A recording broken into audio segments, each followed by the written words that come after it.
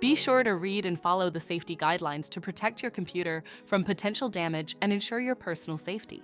For more information about safety guidelines, see the owner's manual at dell.com/support. Before you begin, turn off the computer and disconnect all the attached peripherals. To remove the fan, loosen the screw securing the side cover and slide the cover off the system to remove it. Identify the fan. Disconnect the cables. Grip the tabs on the fan and lift it upward, holding it. Slide the fan outwards and remove the fan away from the chassis.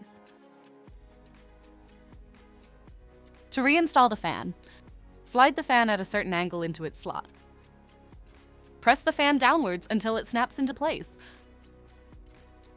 Connect the fan cable to its connector. Place the side cover on the chassis by aligning the tabs on the side cover with the slots on the chassis. Slide the side cover towards the rear of the computer. Tighten the screw. For more information about your Dell system, visit dell.com/support.